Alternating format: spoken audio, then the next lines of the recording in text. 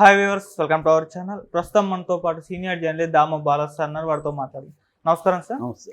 Sir, Nayanthara గారి విడాకుల అంశం మరోసారి తెరపైకి వచ్చింది సార్. మళ్ళీ విడాకులు తీసుకోబోతున్నట్టు వార్తలు రావడం చూస్తున్నాం. అయితే గతంలో వేణుస్వామి ఇటువంటివి చెప్పడం జరిగింది, విడాకులు వీళ్ళు తీసుకుంటారు అని చెప్పేసి. మరి వేణుస్వామి గారి జాతకం ఏమన్నా ఆయన నిజమవబోతుందని చెప్పుకోవచ్చా?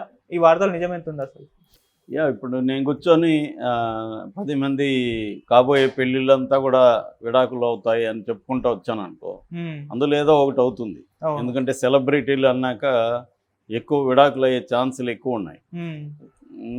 దేశంలో విడాకుల పర్సెంట్ ఇప్పటికి కూడా 1%కి మించి లేదు ఇండియా వైజ్గా తీసుకుంటే. బట్ అర్బన్ సెంటర్స్లో, సిటీస్లో, తర్వాత కొన్ని రకాల సెక్షన్స్ ఆఫ్ పీపుల్లో విడాకుల రేట్ అనేది పెరుగుతుందన్నమాట. సో అందువల్ల జనరల్గా 10 చెప్పినప్పుడు ఒకటి జరగచ్చు. అంత మాత్రాన్ని వేణుస్వామి జోస్యం నిజమైందని చెప్పలేము. జోస్యం అంటేనే జనరల్గా 10 విషయాలని వాళ్ళు గెస్ చేసి చెప్తారు. అందులో జరిగిన దాన్ని అందరూ చర్చిస్తారు, జరగని దాన్ని ఎవరు పట్టించుకోరు. ఆయన కేసీఆర్ గెలుస్తాడన్నాడు, కేసీఆర్ గెలవలేదు మరి. సో వేణుస్వామి నిజమైందా అని అంటే ఏం చెప్తాం? సో అది బేసిక్గా. పైగా ఏంది, వాళ్ళు ఏదన్నా దాన్ని పరిహారం చేసుకుంటే మళ్ళీ విడిపోరని కూడా ఆయనే చెప్పాడు. ఈయన ఏం చెప్పాడంటే, ఈమెకు పెళ్ళి యోగం లేదు తన జీవితంలో, ఎవరితోనైనా పెళ్ళి అయితే మాత్రం సమస్యలు తప్పవు ఈమెకి, ఈమె జాతకం ప్రకారం అని చెప్పాడు. పెళ్ళి అయితే సమస్యలు లేని వాళ్ళు ఎవరు విడిపోతారని ఆయన చెప్పలే, సమస్యలు వస్తాయని చెప్పాడు. సమస్యలు పెళ్ళైనా కాకపోయినా వస్తాయి, మనుషులకి సమస్యలు రాకుండా ఎవరికి వస్తాయి? కాబట్టి ఇది వీళ్ళు ఏంటంటే వేగంగా చెప్పడం, జరిగితే నేను చెప్పాను కదా అని చెప్పడం ఇది. కాబట్టి వేణుస్వామిది పక్కన పెడితే అసలు నిజంగా విడాకులు తీసుకున్నారా లేదా అనేది కూడా నిర్ధారణ కాల. దీనికి 2 కారణాలు ఉన్నాయి అసలు ఈ న్యూస్ రావడానికి. నయనతార ఏం చేసిందంటే, ఇన్స్టాలో విఘ్నేష్ శివాన్ని అన్ఫాలో చేసింది. రెండవది ఒక పోస్ట్ పెట్టింది. ఆ పోస్ట్లో నయనతార పిల్లలిద్దరూ, విఘ్నేష్ శివన్, తను, ఈ నలుగురు ఉన్న ఫోటో పెట్టి ఎప్పటికీ ఆమె చెబుతుంది ఇది నాకు దక్కిన వరం అన్నట్టుగా ఆమె రాసింది. కన్నీళ్లతో అయినా కూడా చెప్తుంది అని, with tears in her eyes also అన్నట్టుగా ఒక పోస్ట్ పెట్టింది. సో దాన్ని చూసి ఏమనుకున్నారంటే, ఇంత ఎమోషనల్గా ఎందుకు పెట్టింది? ఇప్పుడు హ్యాపీగా కూడా ఇదే పోస్ట్ పెట్టచ్చు. అంటే ఈ నలుగురు ఉన్న పిక్చర్ అనేది గొప్ప, తన జీవితంలో జరిగిన గొప్ప విషయం, కన్నీళ్లతో కూడా ఇదే చెప్తుంది. అంటే బాధలో ఉన్నా కూడా ఇది గొప్ప విషయం అనేది చెప్తుంది అనేది పెట్టారు. దీన్ని ఈ 2 విషయాల్ని కలిపేసి మీడియా ఏం చేసిందంటే, వీళ్ళు విడిపోతున్నారని చెప్పేసింది. దీనికి మళ్ళీ మీడియాలో చెప్పడానికి కూడా ఒక నేపథ్యం ఉంది. ఆ నేపథ్యం ఏంటంటే, ఈ మధ్య సెలబ్రిటీ జంటలు విడిపోతున్నప్పుడు ఒక ప్యాటర్న్ ఫాలో అవుతున్నారు. వాళ్ళు ఒకేసారి అనౌన్స్ చేయట్లే, వాళ్ళు కూడా అంతంత కొద్ది ఇన్ఫర్మేషన్ ఇస్తూ ఒక రకంగా రెచ్చగొట్టి జనాల్ని మెల్లమెల్లగా ప్రిపేర్ చేస్తారనమాట. సో ముందు అన్ఫాలో అవుతారు, తర్వాత ఫోటోలు తీసేస్తారు, తర్వాత నర్మగర్భంగా కొటేషన్లు పెడతారు. ఇవన్నీ మెల్లమెల్లగా చేసి తర్వాత ఎప్పుడో అనౌన్స్ చేస్తారు. ఇది ప్రాసెస్ అనమాట చాలా. ఇప్పుడు మనం నాగ చైతన్య, సమంత చూసాము, తర్వాత చిరంజీవి చిన్న కూతుర్ది చూసాము, నిహారిక చూసాము. వీళ్ళందరూ కూడా ఇదే ప్యాటర్న్ ఫాలో అవుతుంటారు. అందుకని సడన్గా ఒక అన్ఫాలో జరిగి ఒక పోస్టు ఇలాగ ఉండేసరికి వీళ్ళిద్దరూ విడిపోతున్నారు అనేది కారణాలు ఏంటి అనేది అన్వేషించడం మొదలుపెట్టారు. కానీ తర్వాత ఆమె ఫాలో చేసింది మళ్ళీ. మేబీ అది టెక్నికల్గా వచ్చి ఉండొచ్చా తెలియదు. అంటే ఇలాంటివి జరిగినప్పుడు సమస్య ఎక్కడొస్తుందంటే, ఆమె కానీ విఘ్నేష్ శివన్ కానీ విషయం చెప్పాలి.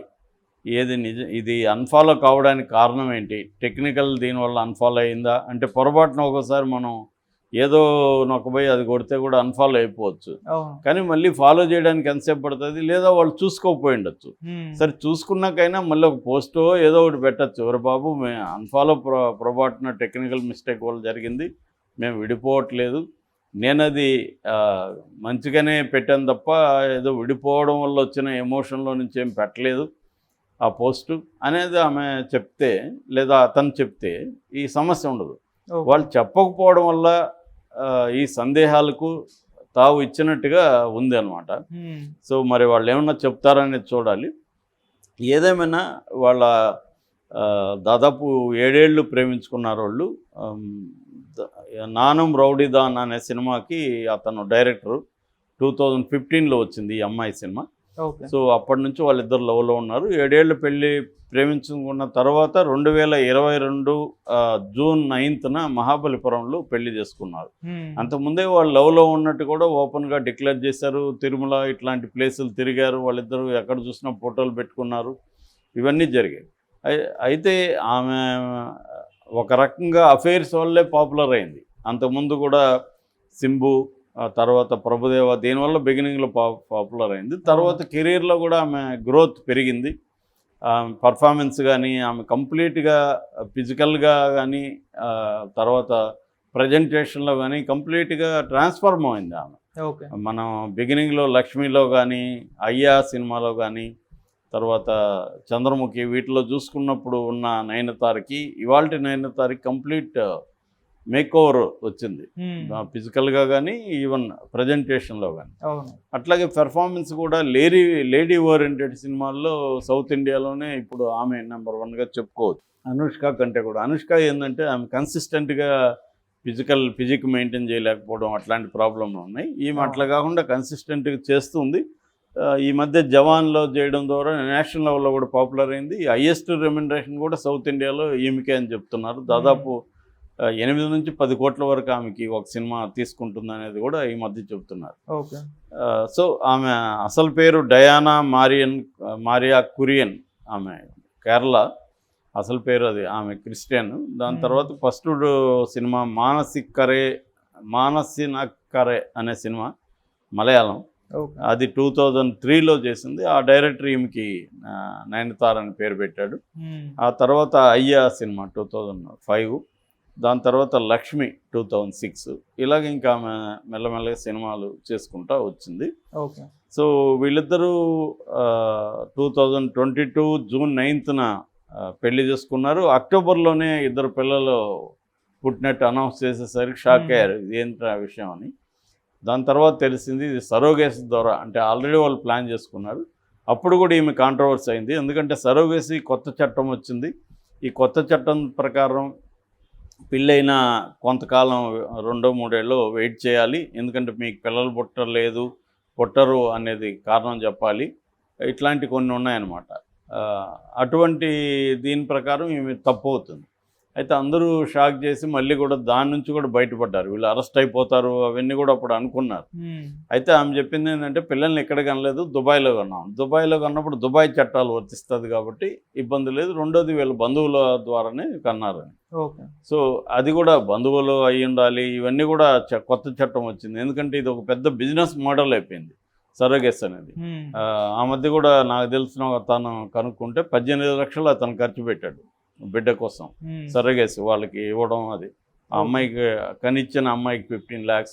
సరోగేస్ అంటే ఐడియా ఉందా? సరోగేస్ అంటే అద్దె గర్భం అంటాను అన్నమాట.